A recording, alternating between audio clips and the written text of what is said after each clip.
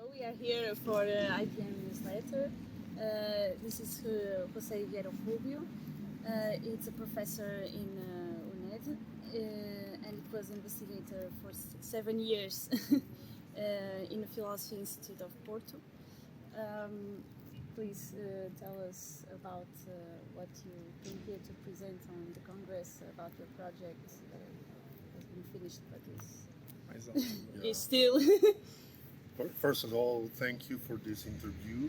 Um, the aim to come here in this Congress of the CFM is present two outcomes of the project. One of the digital realm of the From Data to Wisdom project.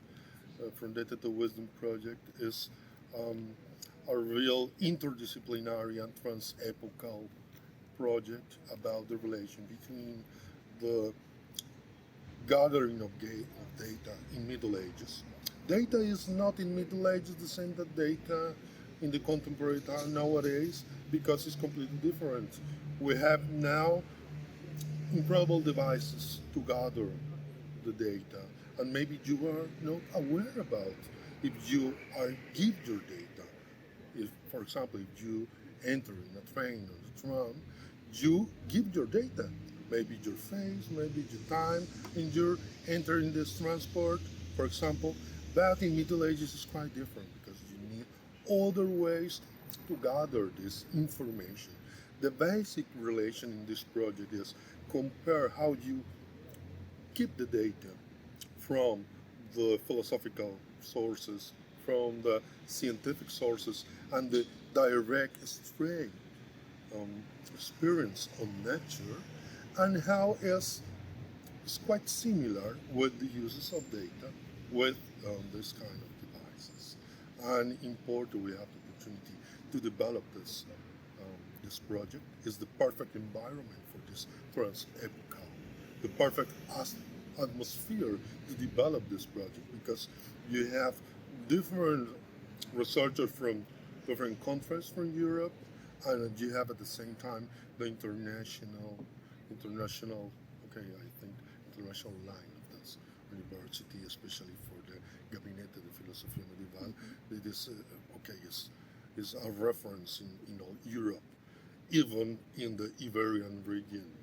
And okay, I'm very proud, and I'm really glad to develop this project there with the contribution with designers, coders.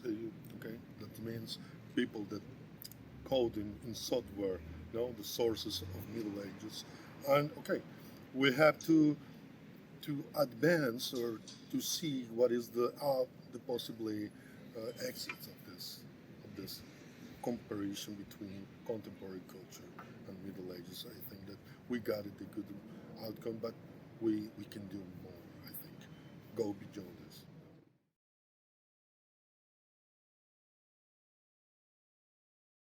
Okay. Can you specify a little bit about the interdisciplinary? What disciplines, what areas of research? Yes, first of all, the Instituto de Filosofia with the focus on medieval philosophy, philosophy of perception, philosophy of knowledge, and the knowing that, or the translations, or maybe the disseminations of texts about the anima, the psychology of knowledge, and how perception modified the process of how we get known or get knowledge about something. But we have in the case of From Data to Wisdom, we have two different realms. You have the contact direct with the nature, but you have the contact with these figures, diagrams on the manuscripts. That is the way to gather the information that we talked before. And what is the difference between this?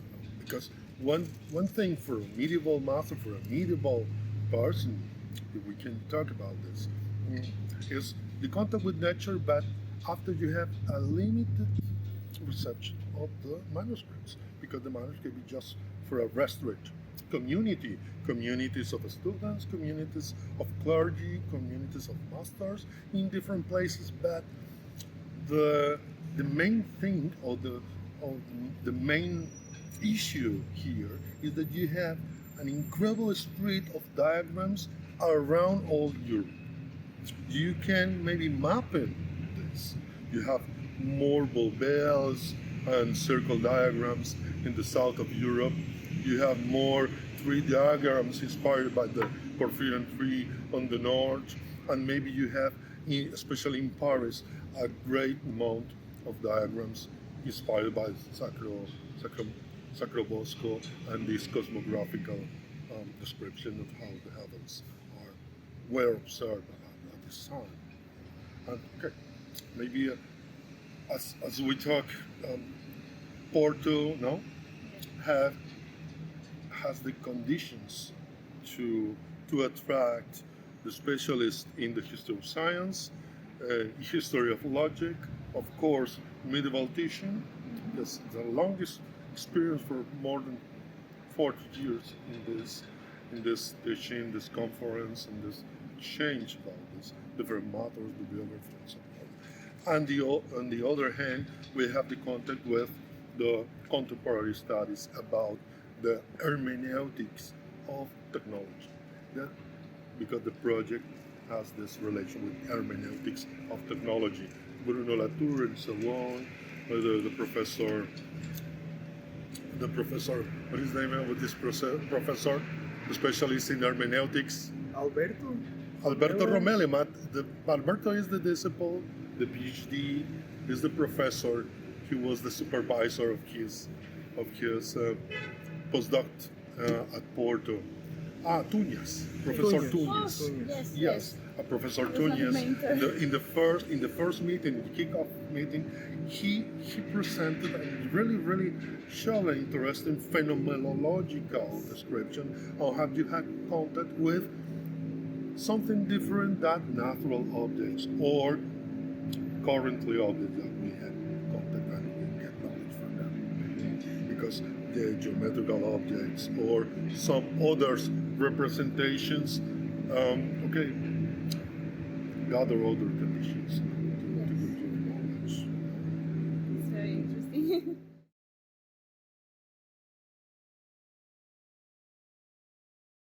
So, what are the perspectives for the future? The perspective of the future is introducing medieval studies, one researching around the diagrams, not just as designer objects or history of art objects, because the recently past of the researching about diagrams is went around this the history of art. The main example is Abby Barber. It's a methodology of history of art, the iconology. When you compare different representations and you figure out what are the common points, the common places from mythological traditions and the transformations along the time from ancient to Renaissance, for example. We have all the source with philosophy. With this many edition of multiple texts, we have the opportunity to take from this different representation of diagrams the philosophical context. We talk about not just about the linguistic turn that is so it's a mainstream in the mid 20th century, but we can talk about the medieval diagrammatic turn. It's the time when the twist of the use of diagrams suddenly explode, and you have the reprint of these sources in the first edition of the 16th century and 17th century. Reproduce sometimes exactly the same content of the manuscript diagrams. For example, the editions of the Joaquin de Fiori works, the Septentsigillis is reproduced in 16th century the same as the manuscript. And the question is, why at this time in the early modernity and after, someone thought that it's possible to reproduce with complete fidelity, complete loyalty, maybe the same diagram that you can find in a manuscript? This is a good question, this continuity from Middle Ages on the modern times, and I think that is possible. We have one strong tradition inspired by Abi Barbour, Ernest Cassirer about the symbolic forms, and this philosophy is crucial to recover as methodology in the Middle Ages study about diagrammatic and representation of language.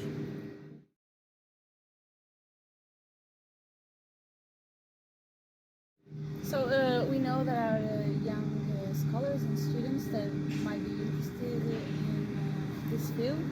So in general and more specific to this field of research,